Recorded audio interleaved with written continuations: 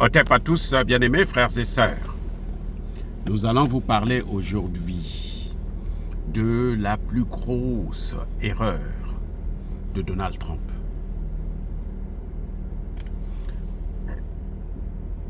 Pourquoi je dis c'est une erreur? C'est une erreur parce que Donald Trump est en train de, ou plutôt a déclenché un tsunami de tarifs douaniers et a bouleversé, a déréglé toutes les économies du monde.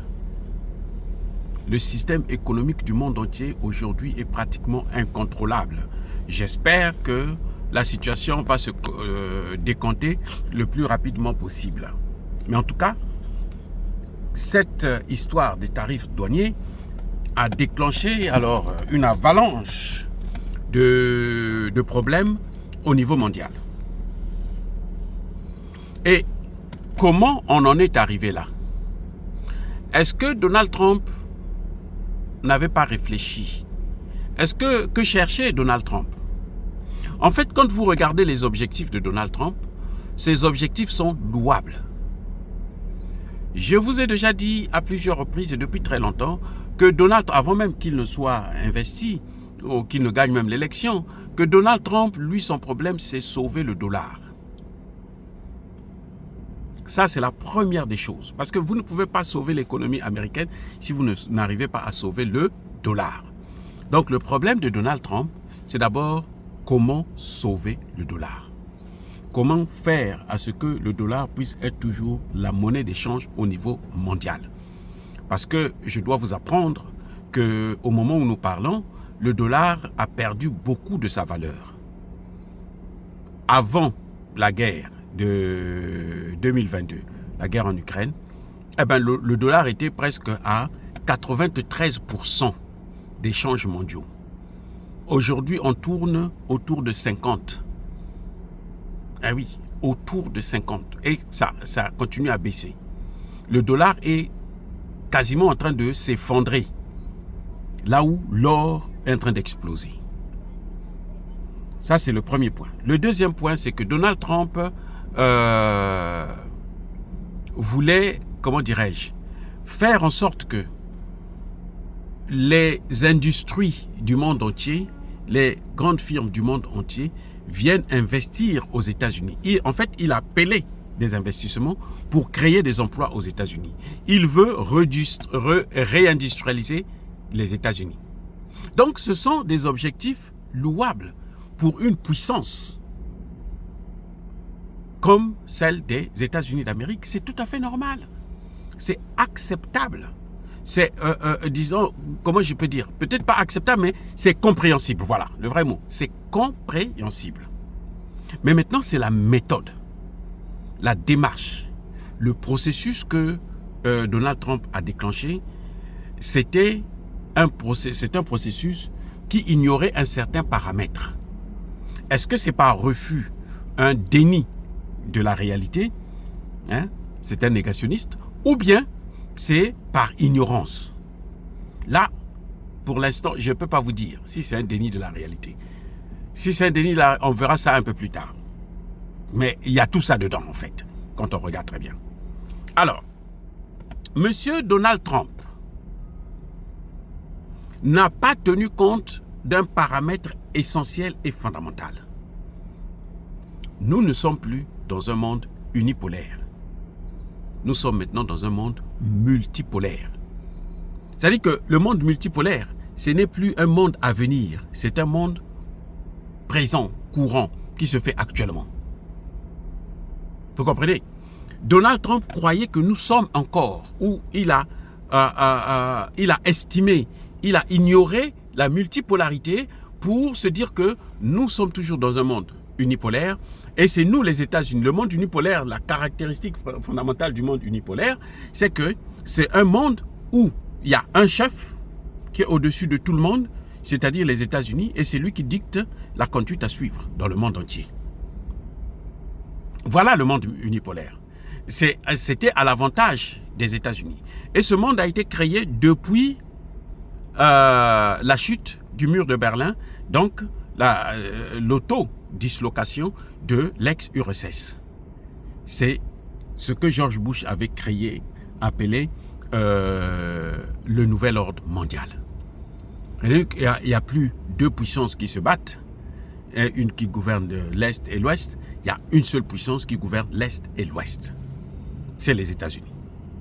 Et c'est ce paramètre que Donald Trump a ignoré. Et c'est ce qui est en train de lui revenir comme un effet boomerang à la face. Parce que la réalité est tout autre. La réalité de 91 n'est plus la réalité actuelle. Les amis, c'est incroyable, mais vrai. Et ça, c'est la plus grosse erreur de Donald Trump. Parce que quand vous voulez faire une statistique, par exemple, quand vous voulez analyser un phénomène, vous devez prendre l'échantillon, c'est-à-dire qu'un élément qui représente tous les paramètres. Si vous n'avez pas tous les paramètres, mais votre analyse sera faussée. Les résultats seront faux. C'est ça le problème. C'est ça le problème. Donc, Donald Trump n'a pas compris que nous sommes dans un monde multipolaire déjà et que les États-Unis ne peuvent plus dicter de l'ordre au monde entier. Il y a d'autres puissances, il y a la Chine qui domine le monde sur le plan économique et il y a la Russie qui domine le monde sur le plan militaire. Les États-Unis ont perdu leur suprématie dans ces deux domaines-là. Ils deviennent pratiquement en seconde position. Vis-à-vis de la Chine, il y a des gens qui vous disent, des experts américains. Le secrétaire d'État à la Défense l'a dit tout récemment, qu'une guerre avec la Chine, entre les États-Unis et la Chine, en 20 minutes, la Chine peut écraser les États-Unis. En 20 minutes. Parce que la guerre d'aujourd'hui, elle sera électronique et la Chine est en avance par rapport aux États-Unis. Et ça, c'est un paramètre capital, essentiel. On a vu la Russie vaincre l'OTAN. Quand tu arrives à battre l'OTAN, c'est que tu as battu les États-Unis. Et Donald Trump est aujourd'hui le président qui assume, qui est venu marquer l'échec de la guerre des États-Unis dans la guerre en Ukraine. Puisque la guerre en Ukraine, c'est l'Occident qui l'a créée. Donald Trump lui-même le dit. Donc nous ne sommes plus dans le monde avant où les États-Unis pouvaient dicter les ordres et personne ne suit. Ça, c'est un paramètre essentiel que Donald Trump avait négligé et maintenant, vous voyez, ça est en train de se retourner contre les États-Unis. Ce n'est pas à l'avantage des États-Unis d'Amérique. C'est ça, la multipolarité. On ne peut pas, tu ne peux plus aujourd'hui être une puissance et si tu ne remets pas en cause ce paramètre, si tu ne tiens pas en compte cet aspect de la situation. Les circonstances mondiales d'aujourd'hui ne sont plus les circonstances mondiales de 1990-91. Non. Aujourd'hui, il y a d'autres circonstances. Il y a d'autres puissances. Vous avez des pays comme la Malaisie, le Vietnam, qui sont devenus des puissances secondaires. C'est-à-dire que le Vietnam, la Malaisie n'ont rien à voir, à envier à la France aujourd'hui. Parce qu'ils sont riches, ils ont les moyens pour investir, là où la France est endettée, mais alors d'une manière incroyable. Ce paramètre-là, Donald Trump l'avait négligé.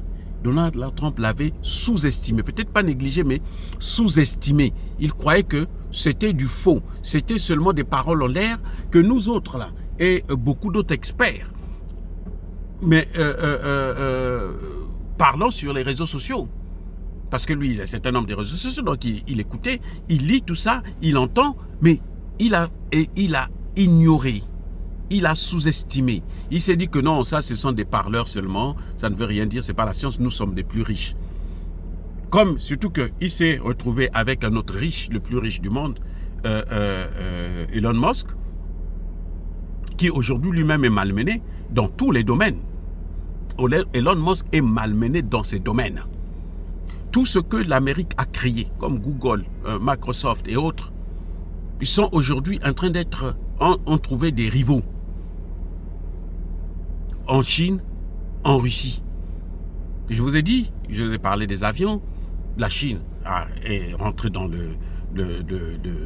les longs courriers, la Russie, pareil, et ils rivalisent avec Boeing et Airbus, qui ont maintenant du mal. Et la Chine, c'est un grand client. Quand la Chine dit, moi, je n'achète plus les Boeing, 130 Boeing annulés une commande de 130 Boeing annulée, mais c'est une perte énorme. Ça pose un problème grave. Même s'ils vont aller prendre les matières premières en RDC, là, gratuitement ou je sais pas, mais ils auront un problème parce que ça demandera de temps. Il faudrait des cadres, des experts, et ils ne forment plus assez d'ingénieurs aux États-Unis. Voilà le problème que Donald Trump avait ignoré. Et il faudrait qu'il tienne compte de ça dans ses prochaines décisions qui seront capitales, où l'économie américaine risque de prendre un coup, mais alors fatal. Et on risque de tomber dans une récession. Les amis, encore une fois de plus, soyez bénis, abondamment bénis par le Dieu des Kémites et par nos ancêtres angélisés. Mais que tous ceux qui persécutent le continent africain le pillent et le déstabilisent, qu'ils soient noirs, blancs, chinois, arabes, juifs, indiens ou qui qu'ils soient punis, maudits, foudroyés, neutralisés, écrasés, effacés par le Dieu des Kémites et par nos ancêtres angélisés. Vive l'Afrique éternelle, j'ai dit et j'assume.